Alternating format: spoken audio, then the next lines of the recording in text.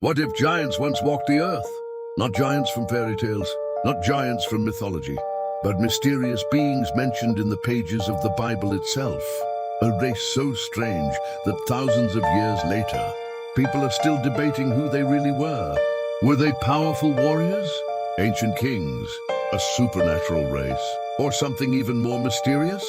Their name appears only briefly in Scripture, yet their story has fascinated believers, scholars and skeptics for centuries. They are known as the Nephilim, and today we are going to explore one of the greatest mysteries in the entire Bible. But be warned, the deeper we go into this story, the more mysterious it becomes. Our journey begins in the early chapters of Genesis. Humanity was multiplying across the earth. Generations were growing. Civilizations were beginning to form. Yet something unusual was happening. Something the Bible describes in only a few verses. In Genesis chapter 6, we read words that have puzzled readers for thousands of years. The Nephilim were on the earth in those days, and also afterward. Just a few sentences. Yet those sentences have created centuries of debate. The passage also speaks about the sons of God and the daughters of men. According to the text, their union resulted in mighty men of old, men of renown. Who were these individuals? What exactly was happening before the flood? The Bible does not give every detail, and that mystery has led to several interpretations. One interpretation, held by many throughout history, suggests that the sons of God were fallen angels who rebelled against God and interacted with human women, producing extraordinary offspring known as the Nephilim. According to this view, the Nephilim were not ordinary humans. They were powerful beings whose existence represented a corruption of God's created order. Others disagree with that interpretation. Some believe the sons of God were descendants of the righteous line of Seth, while the daughters of men came from the line of Cain. According to this view, the passage describes human intermarriage and the rise of powerful rulers, not angelic beings. And still others see the Nephilim as powerful warriors, kings or tyrants whose reputation grew into legend over time. The truth is that Christians have debated these interpretations for centuries. Yet regardless of which view someone accepts, one fact remains undeniable. The Nephilim are presented as mysterious figures connected to a period of increasing corruption and violence on the earth. Imagine living during that time, a world growing darker, violence spreading, humanity drifting further from God. The Bible describes the earth as becoming filled with wickedness.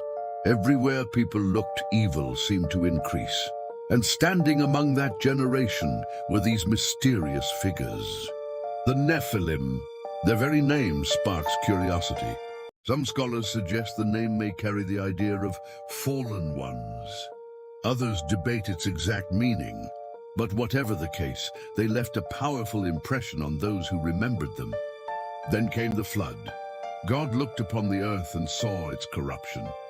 Humanity had become consumed by evil. And so God chose to bring judgment through a worldwide flood. Only one man found favor in God's eyes: Noah. While the world continued its rebellion, Noah obeyed. While others ignored God's warnings, Noah listened. And while judgment approached, Noah prepared. The flood came. Waters covered the earth. Entire civilizations disappeared. The world as people knew it was washed away. For many readers, this raises an important question. If the flood destroyed the ancient world, what happened to the Nephilim? One might assume their story ended there. But then another surprising reference appears later in the Bible. Many years after the flood, when Moses sent spies into the Promised Land, the spies returned with a shocking report. They claimed to have seen giants. In the book of Numbers, they said, "We saw the Nephilim there." The spies even described themselves as grasshoppers in comparison. Imagine hearing such a report. A land filled with powerful warriors, towering figures, enemies that appeared impossible to defeat. Fear spread quickly among the people, but not everyone reacted the same way. While many were terrified, two men stood firm, Joshua and Caleb. They believed God was greater than any giant, greater than any obstacle, greater than any enemy, and history proved them right. Because throughout the Bible, one lesson appears again and again. Giants may look intimidating, but they are never bigger than God. This theme appears again in one of the most famous stories in Scripture, the story of David and Goliath. Goliath was not called a Nephilim. However, he was described as a giant warrior, a champion feared by entire armies. Day after day, he challenged Israel. Day after day, soldiers trembled. Then a shepherd boy stepped forward. David. He had no impressive armor, no military reputation, no giant sword, yet he possessed something greater: faith. While others saw a giant, David saw an opportunity for God to demonstrate his power. One stone, one moment, and the giant fell. The story became a reminder that appearances can be deceiving. The strongest person is not always the one with the greatest size. True strength comes from faith, courage, and obedience. Even today, the mystery of the Nephilim continues attracting attention. Books have been written, documentaries have been produced, countless theories have emerged. Some people connect them to ancient legends. Others search for archaeological evidence. Still others focus on the theological questions surrounding Genesis 6. Yet despite all the speculation, the Bible remains surprisingly brief on the subject. Perhaps that is intentional. Perhaps the purpose of the story is not to satisfy every curiosity. Perhaps the focus is something deeper. The biblical account repeatedly emphasizes humanity's relationship with God. When people become consumed by power, pride, violence, and rebellion, destruction follows. When people trust God, hope remains. That message is far clearer than the identity of the Nephilim. And maybe that is why the mystery endures. Because the Nephilim stand at the edge of what we know and what we do not know. They remind us that some parts of history remain hidden. Some questions remain unanswered.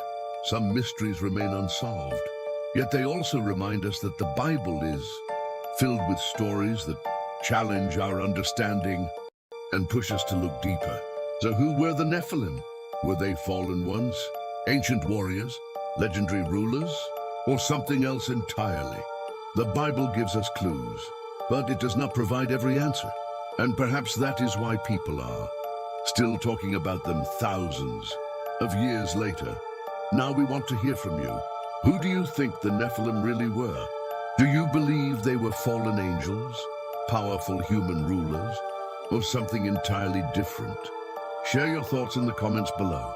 And if you enjoy biblical mysteries, ancient secrets, and fascinating stories from Scripture, subscribe to Kingdom Mysteries and join our growing community. Because the next mystery may be even more incredible than this one.